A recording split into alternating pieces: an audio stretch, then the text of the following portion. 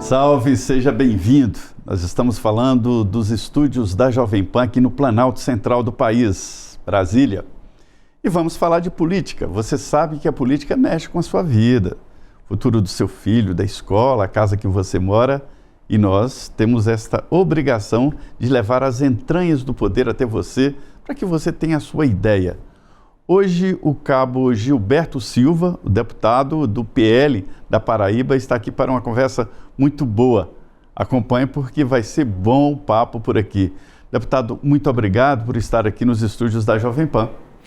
Eu que agradeço, Zé. Grande satisfação. Acompanhei o senhor há muito tempo, lá da minha residência, na Paraíba. E hoje ser entrevistado pelo senhor é uma satisfação muito grande para o nosso mandato, para o povo paraibano. E agradecer em especial a todos os ouvintes, toda a sua audiência. Pois é, então será senhor para todo lado, que eu também vou chamar o senhor de seu senhor é o poder, né? Olha, deputado, nós estamos vivendo um momento diferenciado e diferente, porque há uma tensão muito grande no ar por aqui. É uma tensão de convivência do Congresso com o Supremo, com o Palácio do Planalto e até internamente, né, no próprio Congresso Nacional. Exatamente, Zé. Infelizmente hoje, a Suprema Corte do nosso país está legislando, está desrespeitando artigos constitucionais. A missão do Congresso Nacional, através do artigo 49, é restabelecer o Estado de Direito, é fazer o sistema de freios e contrapesos voltar a funcionar, que não está funcionando. Por conta disso, ficou um superpoder da República. O senhor tem ideia, o senhor viveu, o senhor sabe como funciona para o Congresso Nacional aprovar uma lei. Discussões de bancada, tira uma palavra, coloca uma palavra, porque lá está representando 100% da população brasileira. Diferentemente do Poder Executivo, que representa 50% mais um, dependendo da votação, como foi o caso agora da última eleição de 22. Então essa disputa de poder com o Executivo é saudável, faz parte, está no Congresso, como está na Constituição no artigo 1º. Porém, quando o STF vira um poder político, aí desequilibra a democracia. E hoje vivemos a anormalia jurídica jamais vista. São inquéritos infindáveis, a exemplo da censura a vários meios de comunicação do nosso país que vivemos hoje. São presos políticos, são pessoas exiladas políticas fora do nosso país. São inquéritos intermináveis que o nosso ordenamento jurídico não permite. O nosso ordenamento jurídico e o devido processo legal diz que o nosso sistema é o acusatório e não o inquisitório. Para lembrar agora a população e a seus ouvintes e os seus telespectadores, teve a última decisão da Câmara dos Deputados de 315 deputados. Quórum maior do que PEC. Quem está dizendo isso não são os deputados, é o povo brasileiro representado pelo Congresso. E o STF, que foi que fez, rasgou essa decisão. E a Constituição, do seu artigo 53, parágrafo 3º, não diz isso. Então a situação é muito tensa, muito complicada. Deputado, eu não acho que tenha preso político no Brasil e nem exilado, né? O senhor deve estar se referindo ao deputado licenciado Eduardo Bolsonaro. Ele pode voltar a hora que ele quiser, ele pode voltar e retomar o mandato, né? Eu respeito a sua opinião, Zé, até pela sua experiência, mas no meu entendimento são presos políticos e exilados políticos, não só ele, como outros que não podem voltar ao Brasil. Se Eduardo ficasse no Brasil, ele já estaria preso, com a chave jogado fora, porque o devido processo legal não está sendo respeitado. Você vê que uma decisão da Câmara, uma decisão do Congresso, que tem toda essa disputa, toda essa aprovação de um projeto de lei ou de uma PEC, ou de um PLP, que é um projeto de lei complementar, o STF vai lá de uma canetada só, derruba tudo. Então você vê que as prerrogativas parlamentares, tem parlamentares hoje que têm medo de falar. Eu converso com eles lá sempre, alguns de partidos de centro, eles têm medo de falar, de falar, fazer a nossa função que o voto popular nos deu. O senhor citou agora há pouco o artigo 53. O artigo 53 é que estabelece ali as prerrogativas e obrigações de um parlamentar, de um deputado e um senador. E houve um momento que o artigo 53, o original, né, saiu da Constituinte, ele previa a imunidade, nenhum parlamentar pode ser preso a não ser em flagrante delito por crime inafiançável, e mais, para processar um deputado ou senador, era preciso autorização da casa dele, né, o Senado ou Câmara dos Deputados. E eu falei isso para alguns parlamentares que se assustaram, não sabiam disso. E aí houve mudanças. Então há hoje a possibilidade, já existe uma articulação, para retornar o artigo 53 ao original da Constituinte, né? Exatamente, Zé. São vários debates com relação ao artigo 53, para que possamos restabelecer o sistema de freios e contrapesos, porque a imunidade parlamentar não é para me defender, não é para defender os 513 deputados ou os 81 senadores, é para defender o voto popular. Eu estou lá através de votos, Zé. Eu tive quase 130 mil votos de paraibanos que me colocaram como uma das 513 cadeiras no Congresso Nacional. E esses votos precisam ser respeitados. Hoje, infelizmente, não está sendo respeitado por conta do superpoder da República, que a Suprema Corte se tornou, que são 11 pessoas intocáveis, são 11 pessoas que não têm Constituição, são 11 pessoas que não têm a Polícia Federal na porta, que não têm a PGR, fazem o que querem da forma que querem. São diversas medidas ilegais, inconstitucionais ao arrepio da lei. Vou dar um exemplo aqui claro ao senhor. O próprio presidente da Suprema Corte disse: nós somos um poder político. O outro disse: o PT está no poder, foi por conta da gente. A senhora Carmen Lúcia disse, com todo o respeito que eu tenho a todos os ministros, a censura é proibida, está lá no artigo 220. Mas nesse momento, vamos fazer uma exceção? Vamos fazer só uma censurazinha? A Constituição não permite isso. Isso que o deputado falou é muito interessante. Ninguém acorda de manhã, eu costumo dizer, coloca um terno e fala: eu vou ali ser deputado federal ou ser senador. Não, o negócio é complexo, é preciso um partido político, uma ideia, fazer campanha e ir atrás de voto. E essas prerrogativas parlamentares, elas são para proteger exatamente o coletivo, o eleitor. Mas existem alguns que usam essas prerrogativas para o bem próprio. É verdade, mas em todas as profissões tem isso. Tem policiais que usam também essa prerrogativa de policial para fazer bandidagem, né? Sem dúvida nenhuma. Toda por isso que tem, mas não é o normal. Exatamente, a gente não pode pegar um pelo todo. A gente sempre fala isso aí, Zé. Seu comentário está perfeito e tem os meios legais para combater qualquer tipo de abuso. O próprio regimento interno da Câmara de Deputados, com relação ao Conselho de Ética, que é uma questão política, se o parlamentar conseguir os votos suficientes, ele se livra ou não. Está exemplo aí do caso de Gilvan da Federal, que está com 3 meses de suspensão, enquanto tem um deputado de Anones que faz o que quer, até agora não aconteceu nada. Estamos pressionando a todos os líderes partidários para que ele possa pagar pelos seus abusos que ele comete reiteradas vezes, como vários outros parlamentares também, Zé.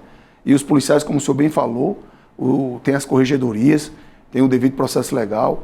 Quem for militar tem um Código Penal Militar, tem a Justiça Militar. Quem for policial civil ou policial federal tem abuso de autoridade, como as demais forças, e todos serão punidos. Eu vejo dificilmente hoje, no século XXI, um policial cometer um crime, ser descoberto e ele não ser punido ao rigor da lei. Não, nem polícia gosta de policial bandido. Ele é execrado em todos os estados, né? O bom policial, ele não admite que o colega, né, faça esse tipo de irregularidades, né? E nessa esteira do que nós estamos falando, existe um debate muito forte. O partido do senhor, deputado, está tentando votar um projeto de anistia para aqueles atos do dia 8 de janeiro, né? Há um debate sobre o tamanho das penas. Um homicídio, a pena inicial de 8 anos de prisão. E alguns que participaram lá do quebra-quebra, que é crime, que é detestável esse tipo de coisa, né? Mas daí a pegar 17, 14 anos de prisão é um pouco demais. Você acredita na votação da anistia? Eu acredito. Agora, Zé, só para finalizar aquela primeira parte da nossa entrevista, o senhor vê hoje que é o Poder Executivo junto com o STF. O STF que não respeita decisões do Congresso. Por isso que ele se agigantou. E daí, todas as decisões são para favorecer o governo Lula. O senhor lembra que no governo passado foram diversas decisões. 48 horas para aquilo, 72 horas para aquilo, 24 horas para aquilo, sem deixar o governo presidir o Brasil. Atrapalhou diretamente, com várias decisões dessa forma. Hoje ninguém vê mais isso. Então é importante que deixe claro essa realidade. Uhum. Com relação à anistia, eu sou totalmente contra vandalismo, depredação do patrimônio público. Isso não podia ter acontecido. Quem errou que pague com os rigores da lei. Agora, tivemos prisões ilegais, o que eu falei para o senhor, presos políticos foram as prisões ilegais, porque o nosso devido processo legal só permite 2 tipos de prisão. O em flagrante delito ou com mandato de prisão. E as pessoas do dia 9 nem tinham flagrante delito, nem tinham mandato de prisão. E daí essas pessoas foram presas, prenderam adolescentes, crianças, idosos. Posteriormente, soltaram essas pessoas. A audiência de custódia dá até 24 horas para essas pessoas, passaram pessoas até 72 horas. Elas não têm prerrogativa de foro no STF, com base no artigo 43 da Suprema Corte. Só os crimes cometidos dentro do STF é que poderiam ser julgados pelo STF. Não sou eu que estou dizendo, é a legislação brasileira.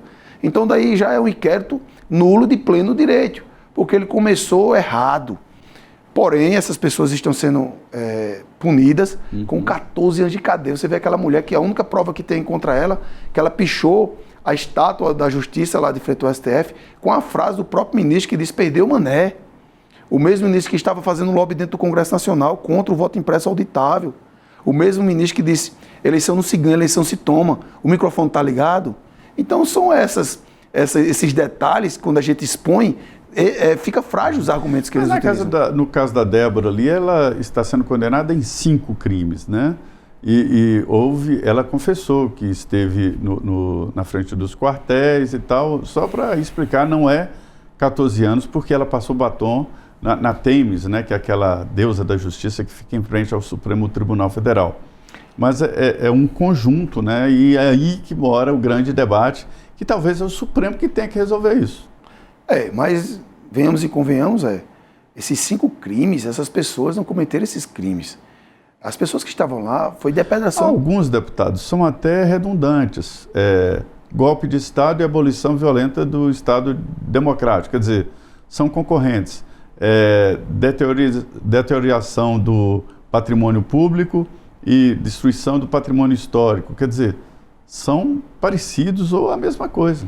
Perfeito, Zé. O senhor, como tem bem mais experiência do que eu, o senhor acompanhou muito a história do nosso país e das repúblicas e das ditaduras. Nunca houve na história do nosso país, nem no planeta Terra, dos quase 200 países que existem, ou mais de 200 países, se eu não estou enganado, de acordo com a ONU, foram assinados todos os tratados com a ONU, que teve golpe de Estado sem a utilização de armas. Golpe de Estado com os poderes sem estar funcionando. Golpe de Estado onde não tinha um líder. Golpe de Estado em pleno feriado, final de semana. Por isso que eu defendo a questão do vandalismo. Foi o que ocorreu. Não tem nenhuma legalidade essas acusações que estão fazendo contra essas pessoas. Golpe de Estado, tentativa de golpe de Estado. Não houve golpe, né? Senão nós nem estaríamos aqui, talvez, num programa aberto assim. Mas fala de tentativa, né? Esse é um crime de tentativa. E o senhor lembrou na história do mundo, uma sublevação de poder é grave, né? Leva a enforcamento, esquartejamento, guilhotina. Então é uma situação muito grave. Eu não vejo essa gravidade tão forte assim que poderia justificar uma condenação tão alta. Eu concordo plenamente, mas eu repito e insisto, não houve sequer tentativa, porque não tiveram apoio das Forças Armadas. Você não viu tanques de guerra para destituir os poderes constituídos. O senhor não viu prisões ilegais por parte de quem queria dar golpe, segundo as acusações.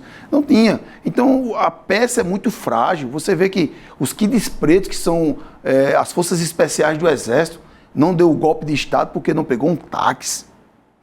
Isso é impressionante, essas acusações. Vai e volta. E colocar Bolsonaro como sendo o chefe de toda essa articulação.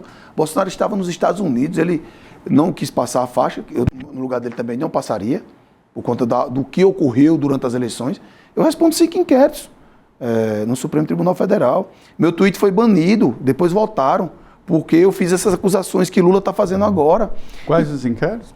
O inquérito porque eu falei o que Lula ia fazer nas eleições e derrubaram meu Twitter. Um inquérito porque eu perguntei ao ministro como é que ele entrou no Complexo da Maré sem escolta policial. Um inquérito que eu falei no Congresso com relação a fechamento do Congresso Nacional, uma acusação que eu estou recebendo. Outro inquérito, veja só, de 8 de janeiro, nem aqui eu estava porque eu fiz uma publicação, 5 inquéritos que eu estou respondendo na Suprema Corte do nosso país.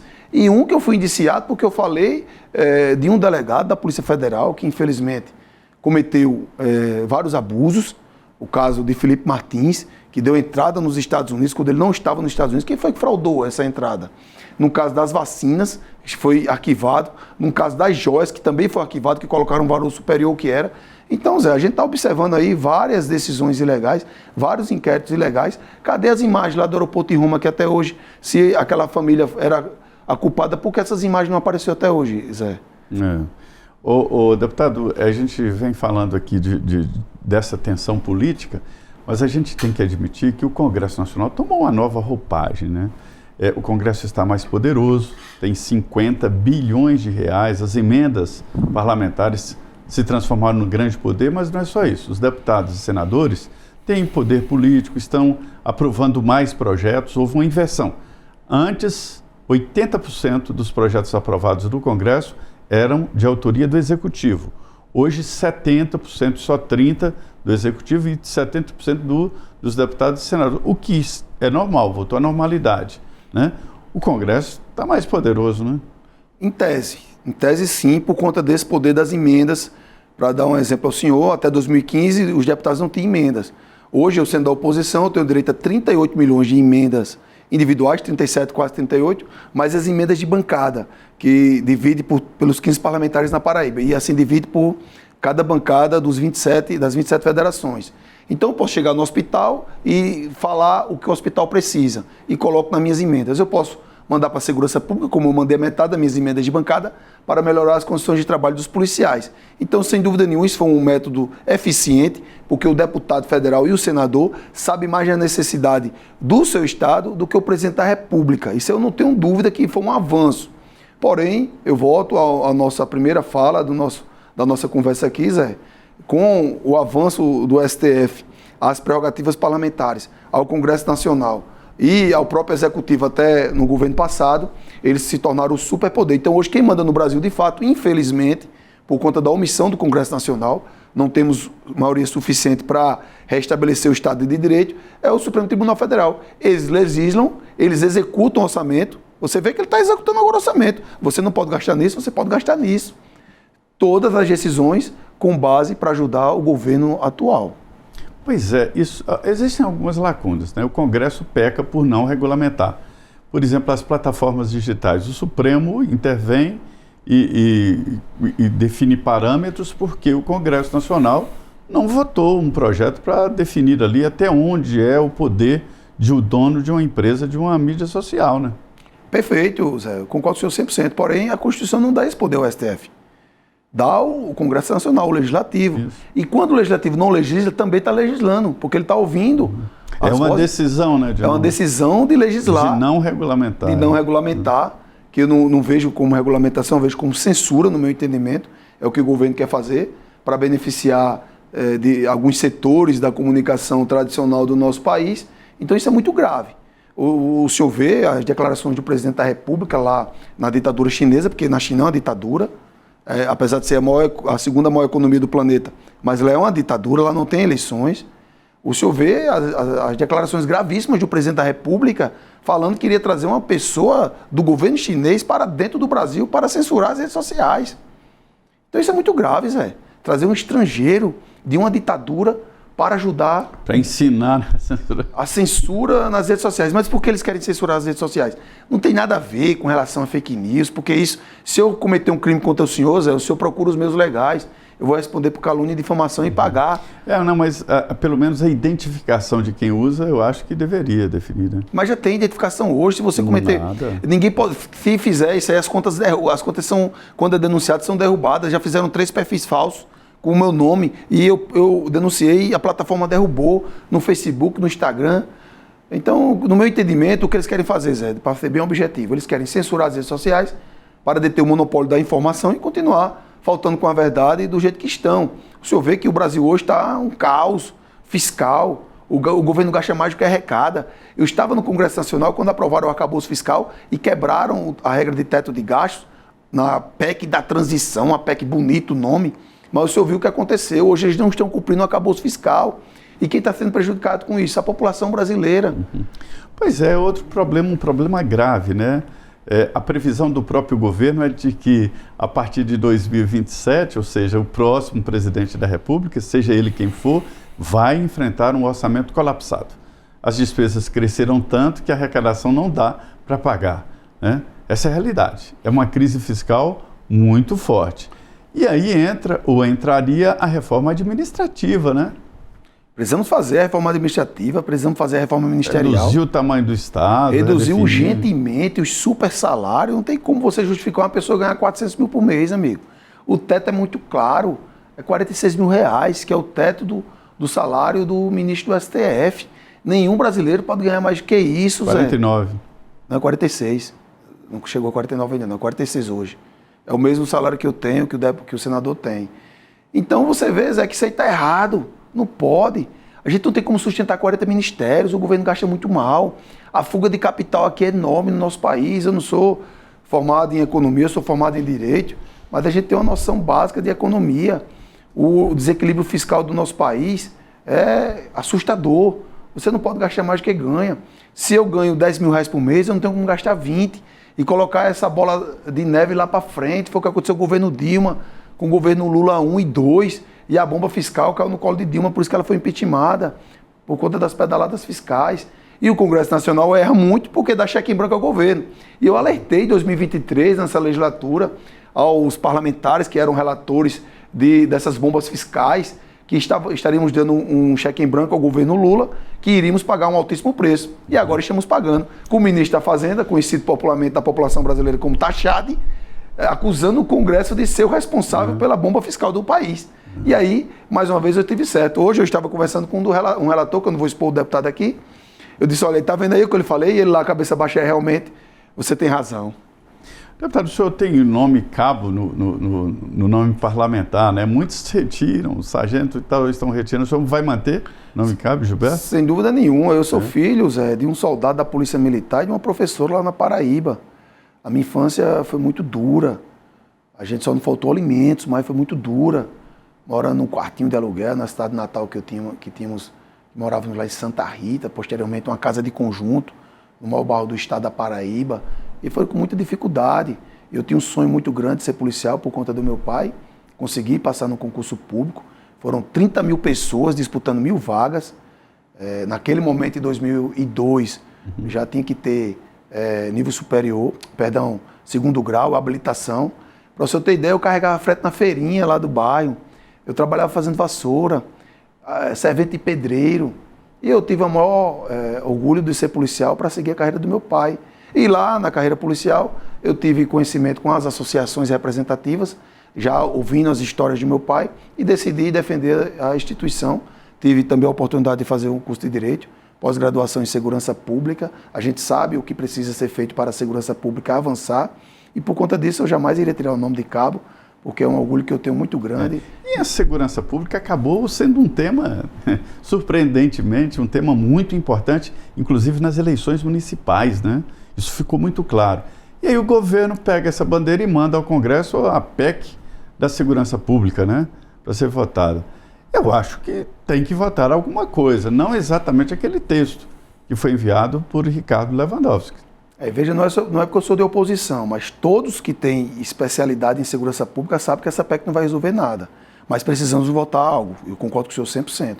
Precisamos mudar o Código Penal. Nossa, as facções estão invadindo o país, estão dominando setores importantes. Literalmente. Inclusive a política. Literalmente, e lá na Paraíba, a facção criminosa é o Comando Vermelho que está mandando na Paraíba, expulsou as facções criminais locais, e a gente precisa aprovar alguma coisa urgentemente, mas não esse texto que o governo mandou. A gente não pode falar em segurança pública, Zé, eu digo isso ao senhor com conhecimento de causa, sem valorizar o profissional. Como é que eu vou falar em segurança pública, Zé, com um soldado da Paraíba ganhando o pior salário do país, R$ 3.600? Brutos?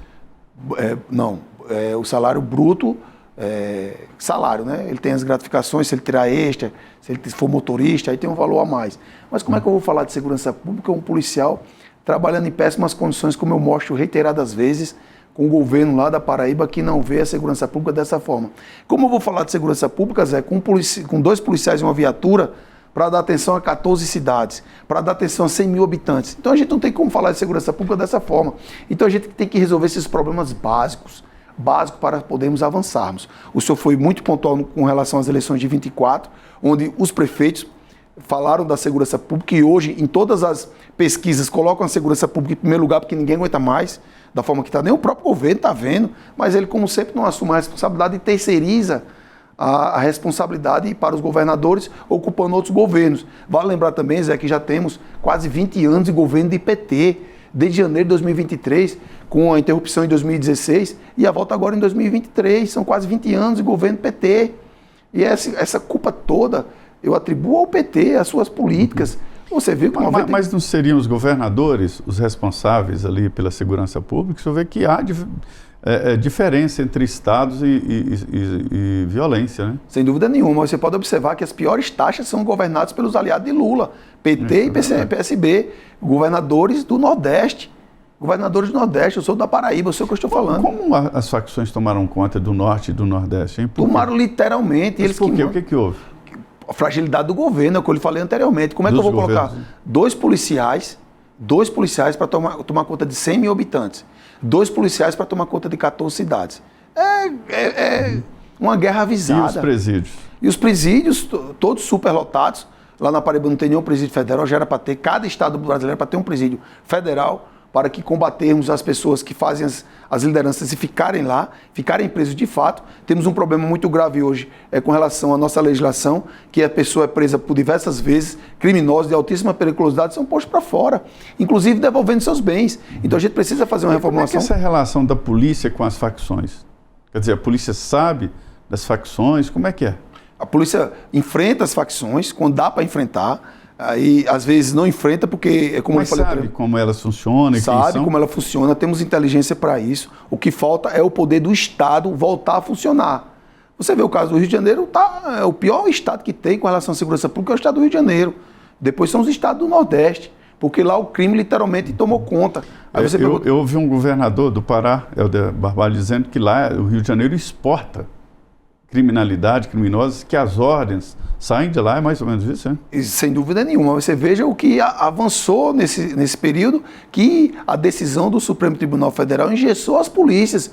Você não ter o policiamento ostensivo e a preservação da ordem pública para fazer o policiamento e prestar esse serviço garantido na Constituição, no seu artigo 144, a população carente, as comunidades, o STF proibiu. Então, amigo, é como eu falei, era certo, como o sol não vai nascer amanhã, se Deus permitir, que as facções criminosas iam tomar conta do Rio de Janeiro. Mais que já era. Tá nosso tempo aqui já. Vai estar tão boa a conversa. Boa, mas assim, eu queria a última opinião do senhor, e nós estamos falando sobre assuntos importantes. Houve uma mudança no mercado de trabalho do Brasil, né? Isso é visível. E apareceu aí Uber para todo lado, uberizaram a economia. E os profissionais autônomos estão se sentindo bem com isso, né? A regulamentação desses aplicativos, sai ou não?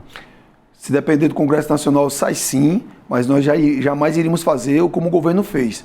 Um projeto com a urgência constitucional que estabelece prazo para o Congresso votar, senão tranca a pauta, para você observar como a oposição está eficiente. Conseguimos com muita articulação com o ex-presidente da Câmara, o deputado Arthur Lira, para fazermos o governo a tirar essa urgência constitucional e não aprovarmos da forma que o governo queria. Porque o que o governo queria, Zé? O que é que o senhor imagina?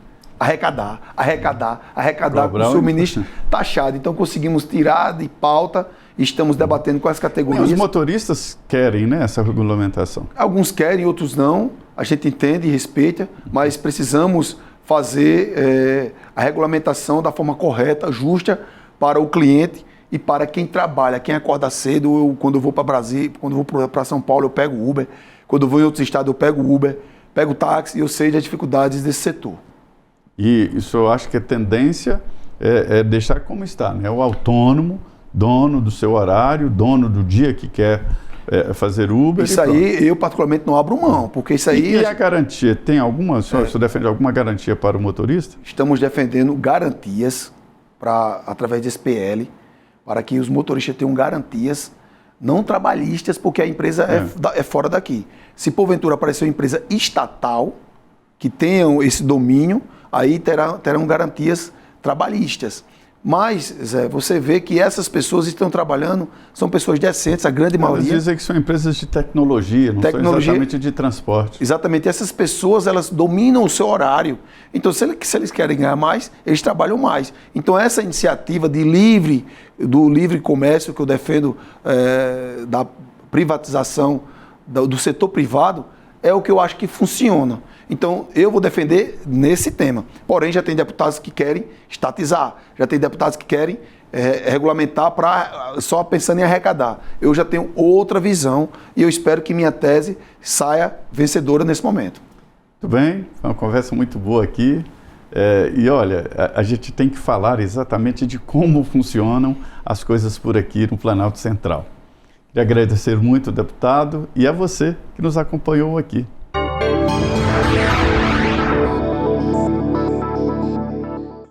A opinião dos nossos comentaristas não reflete necessariamente a opinião do Grupo Jovem Pan de Comunicação. Realização Jovem Pan News.